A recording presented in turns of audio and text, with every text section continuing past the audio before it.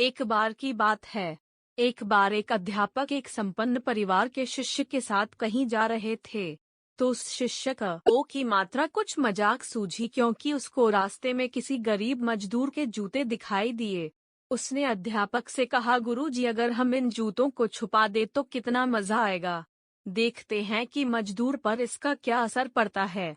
अब उसको तो मजाक सूझ रहा था, लेकिन गुरुजी ने कहा कि नहीं, गरीब इंसान के साथ इस तरह का भद्दा मजाक करना ठीक नहीं है। उसने कहा, क्यों ना हम इन जूतों में कुछ सिक्के डाल दें और देखें कि इसका इस गरीब मजदूर पर क्या प्रभाव पड़ता है। उन्होंने ऐसा ही किया।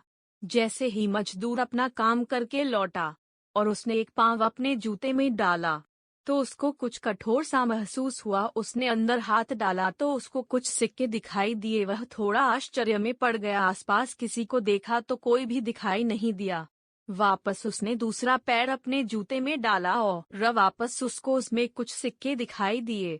अब दोनों जूतों के सिक्कों को उसने अपने हाथों में रखा और प्रभु की तरफ इशारा किया, हे प्रभु, पता नहीं किस भले मानुष ने यह सिक्के मेरे जूतों में छुपाए हैं, लेकिन जिसने भी छुपाए हैं उसको मेरी दुआ है ताकि इन पैसों से मैं अपने बच्चों और पत्नी के लिए कुछ खाना और दवाइयाँ ला सकूंगा। और इतना बोलकर वह चला गया। इस बात को शिष्य और अध्यापक दोनों सुन रहे थे। अब अध्यापक ने शिष्य से पूछा कि अब तुम मुझे बताओ कि तुम्हें कैसा महसूस हुआ, तुम्हारी पहले वाली मजाक या मेरा यह तरीका। तो उसने कहा कि गुरुजी, मैं आपसे क्षमा चाहता हूँ।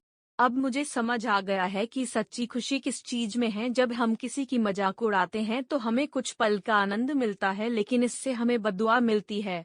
लेकिन अगर हम किसी की मुश्किल परिस्थिति में मदद करते हैं और जिसकी भी हम मदद करते हैं उसको भी नहीं पता कि हमने उसकी मदद की है, लेकिन अंदर ही अंदर हमें पता है कि हमने उस इंसान की मदद की है, यही सच्ची खुशी है। जब हम दूसरों को खुशी देते हैं तो हमें सच्ची खुशी मिलती।